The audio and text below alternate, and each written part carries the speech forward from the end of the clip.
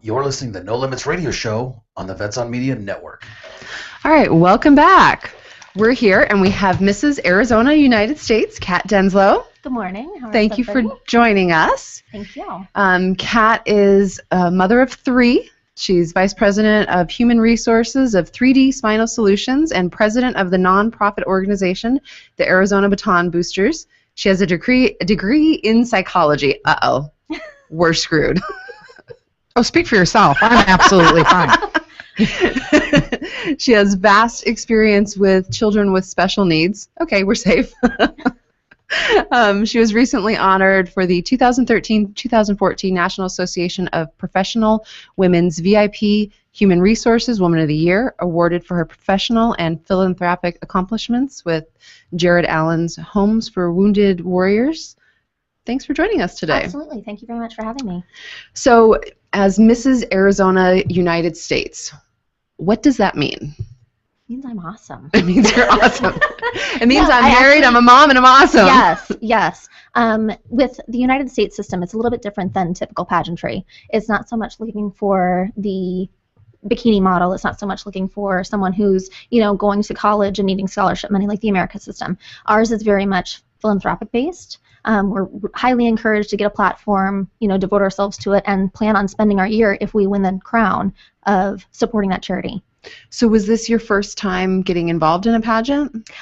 This was my second attempt at this pageant. I actually used to compete in pageants when I was younger. I was a baton twirler since the age of 5. Okay. And most twirlers kind of tend to transfer over to the pageant world and use twirling as our talent. But Okay. Getting married kind of young and having kids and going to school, it was just I got really busy, and then I started working with our company, and I just wasn't taking much time for myself. So I really kind of wanted to pull back and give me a reason to get out of the house and do something that was personally for me and more along my identity. So that's why I decided to give it a go.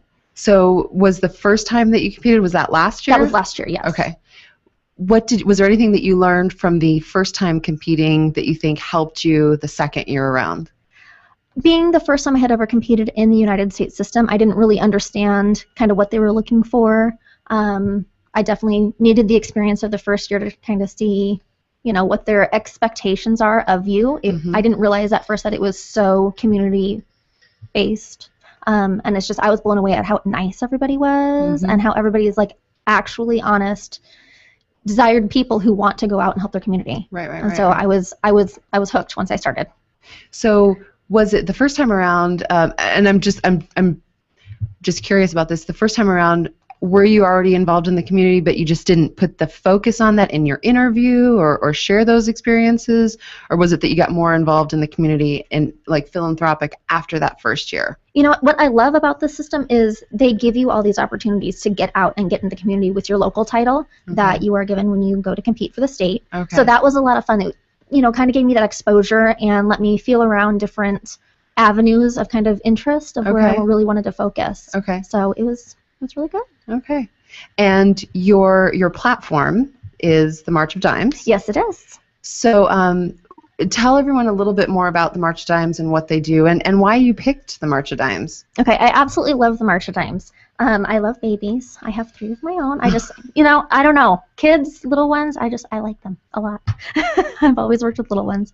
I actually spent the first 10 days of my life in the hospital in the NICU at John C. Lincoln and was basically pronounced stillborn at my birth. I had the umbilical cord around my neck, and the doctors said, her blood gases were so bad in her brain that she's just not going to make it. Oh, wow. And so I was in the NICU for the first 10 days, and it was just one nurse that I guess stayed by my side and worked through this with me. And, I'm alive. I'm walking, talking. I was told after the 10 days, my parents were told that, because there was so much brain damage, that I may never walk. I'd probably be bound to a wheelchair and probably need a lot of assistance. Wow. So I just didn't listen. And I prevailed. And then my firstborn son was 5 weeks early, and he was premature. And they were coming in and saying, statistically, white males who are born this early tend to have to spend a lot of time in the NICU. But, thanks to research and everything that the March of Dimes has done to promote testing and developments to make our NICUs much stronger and well maintained to be able to care for these young infants. He's happy, healthy, and fine. Now, when a family, when you were in the hospital and you were dealing with your son that was born, did you say 5 weeks early? Yes. Does the March of Dimes come in and offer you support, comfort, assistance in any way? They do sometimes sponsor specific families, but what I didn't realize before getting more heavily involved in March of Dimes is everybody's affected by the work that the March of Dimes has done. They do a lot of private research. They just passed legislation in Arizona widening the testing for that doctors do in the hospitals with their newborns. Because there are so many illnesses like PKU, for example, that if you don't know what child has it, it can kill them if you're feeding them the wrong things early in their life. And what is PKU? I'm not going to say the scientific word, but Okay. it's like phenylethylamine, which is in like soda and certain foods. That is just something that their bodies cannot digest. So if the doctors can find that in the hospital, which that's like the heel poke that they do with the little blood that they put the little dots on the sheet, that's what they're testing for, is to see if they have the enzymes that can digest that chemical compound properly. So, I mean, it's just a simple diet change, but it's life-saving. So that's just one of the things that the March of Dimes has changed legislation so that all babies have to be tested for these certain things that are so easy to fix, if we just know to test for them. I have a friend who, baby Olivia, and for all of you that are listening, I would if you are a person that prays, I would love for you to just say a little prayer for Olivia, because this little baby is in the NICU. She was born premature, and she is fighting for her life and has the most amazing mom and dad, and I'm just... I wonder if you have any words of comfort, anything that helped you, because I'm sure that that time period when you were in the NICU, I'm sure, actually, having had a son that was born and was in the NICU, I know what a challenging time it can be. Now, my son wasn't a preemie. I'm wondering if you have any insight, what got you through that time period? Was it the friends, family, support system? Just what is it that helped get you through that period of time? I'm a very research-oriented person. I went to straight books and research and articles to see kind of what the prognosis for these children later down the road could be, because mine was so negative when I was born, even though I wasn't premature, just from my birthing experience, that I really wanted to make sure that I was researching all the avenues and everything that's out there to help. And there are tons of therapy programs, because even if a child comes prematurely, they might have developmental issues down the road. And right now I'm kind of going through that with my son a little bit. He's had OT, speech therapy since he was 3 years old. Now we just started PT as well. So just knowing that there are all these programs out there, there are tons of families who have gone through this, and there's resources out there to help you. You just need to know to get on it as soon as possible so that you can bring them to their full spectrum later in life. So this is your 7-year-old? Yes. It's interesting that you mentioned that. When my son, who's now 15, when he was born, he was in the NICU, and the doctors told us that he's going to have learning disabilities, that he's going to have problems with his immune system, that, he's probably going to be the smallest, weakest kid in the class. This kid towers over all of us. I mean, he's 5'11". They also said that he wouldn't have coordination and balance. He's definitely, I mean, everything that they said he wouldn't, he definitely has overcome. So I think sometimes when doctors are telling you one thing, you have to take it with a grain of salt.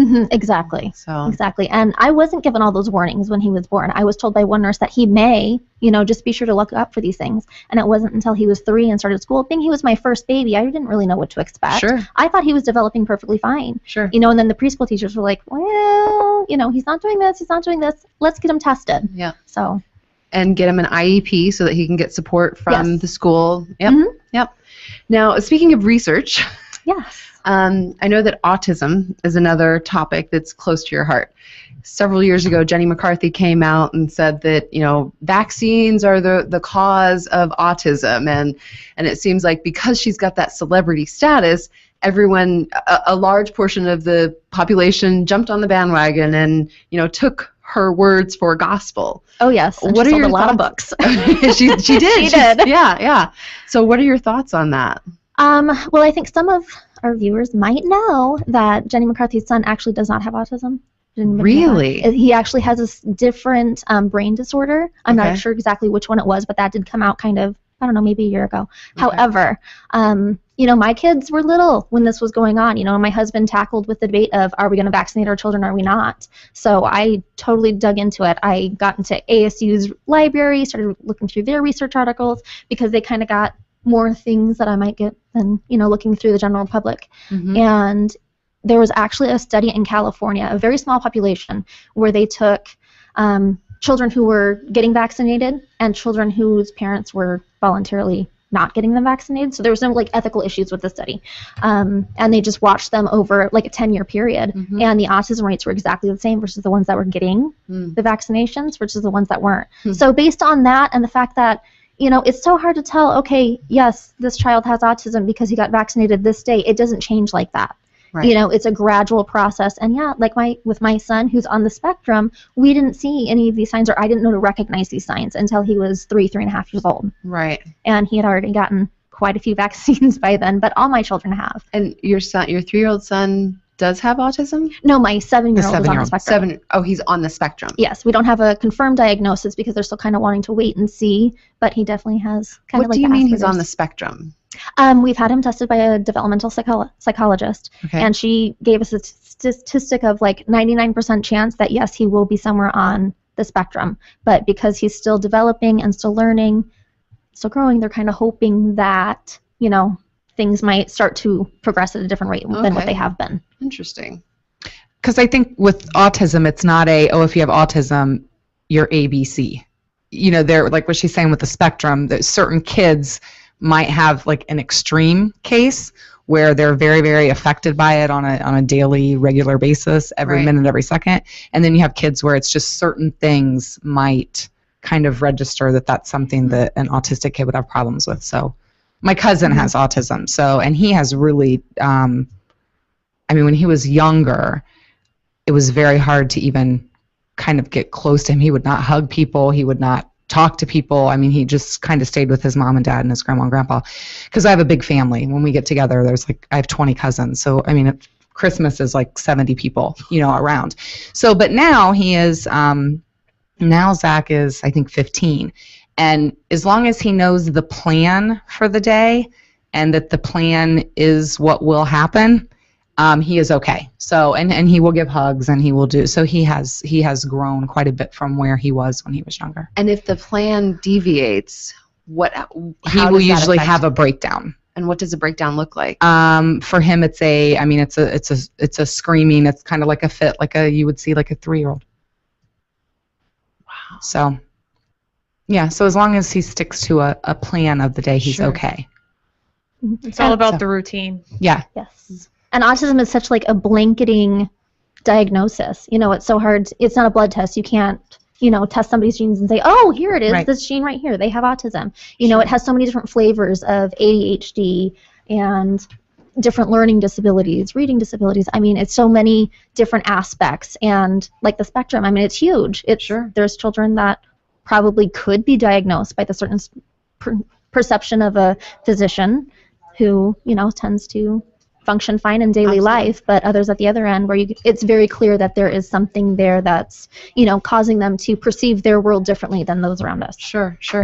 Well, it was interesting when you said that, this was a topic that was near and dear to your heart. Mm-hmm. I didn't know which side of because you didn't you didn't let me know if you kind of were leaning towards Jenny McCarthy's, don't vaccine, or so I didn't know what side of that spectrum you were, what camp you were in. And it was interesting to see that on the CDC, not that the CDC is the gospel, because obviously it is a government sect, but it was interesting to see that they had come out and said, that there is no support of this. And so I'll share that article for everyone if you want to dig in a little deeper to what the CDC has to say about that. I know that there's another topic that it's a topic that I find interesting. It's a topic that we've talked about quite a lot on this show, the border crisis.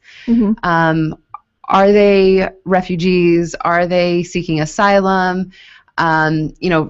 What is it, and what should our government be doing?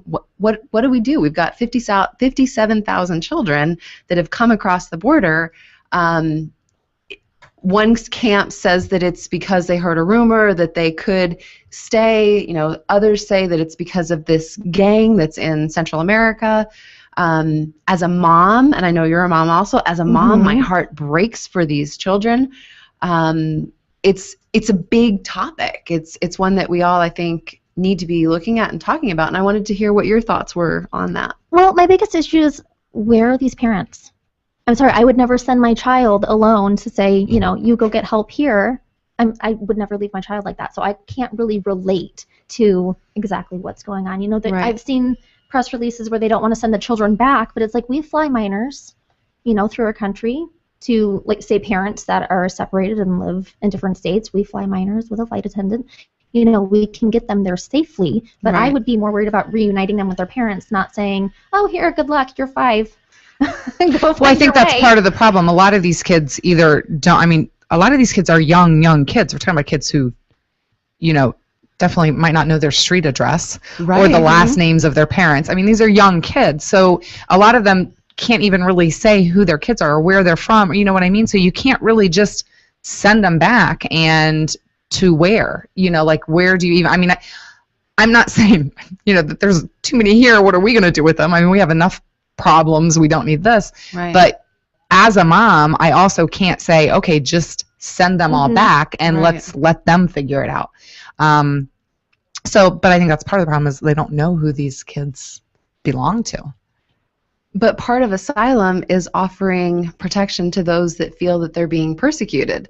And, is persecution by a government entity, or is that by any group that is doing that? And this gang MS-13, which, Kat, you mentioned that you can't kind of get in the mindset of sending your child off.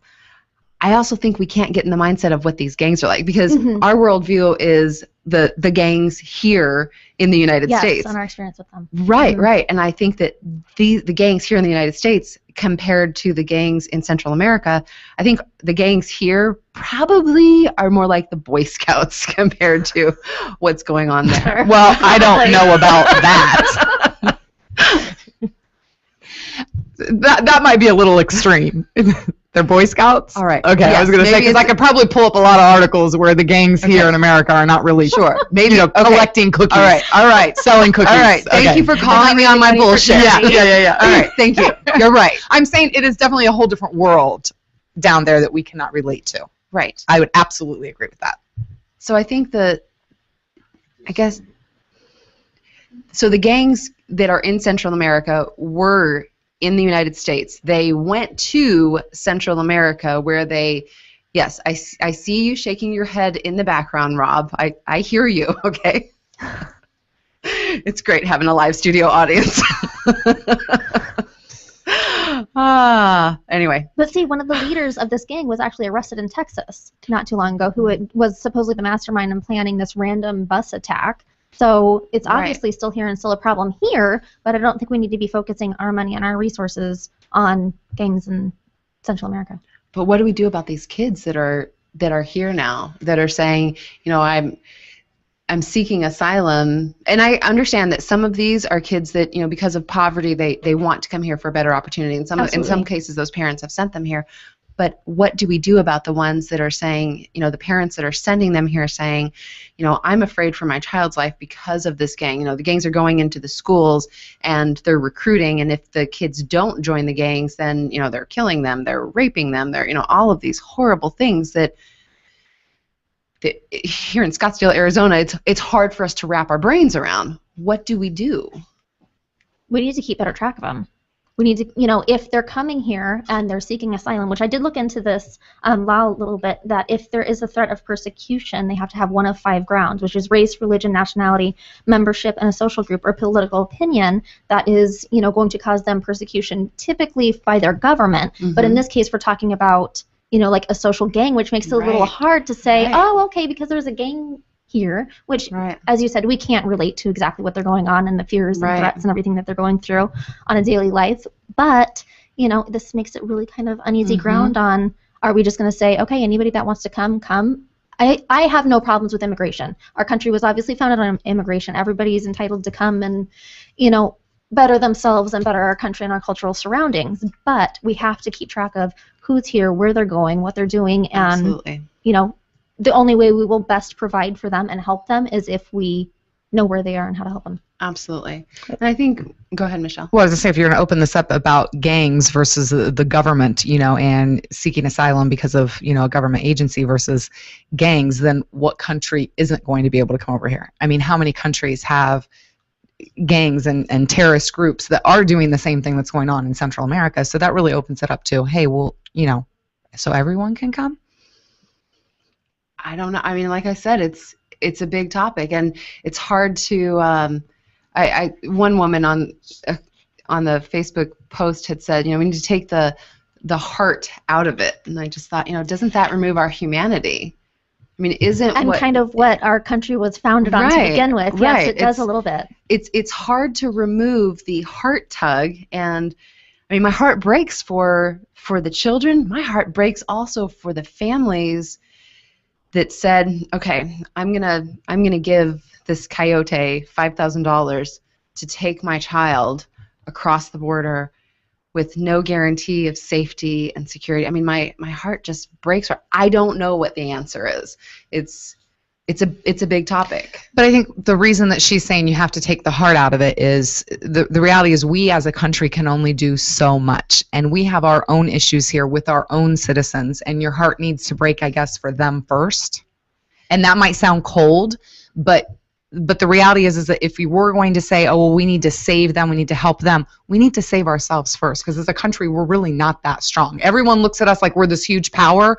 We're really not. I agree. And so I completely agree with you. We do need to focus on our country. I've said this before. I'm going to clean up my backyard before I'm going to go over to my neighbor and say, hey, what can I do over there to help you? But we do it. I mean, we do it time and time again. We're overseas. That doesn't mean it's right, though. Correct. So we need to.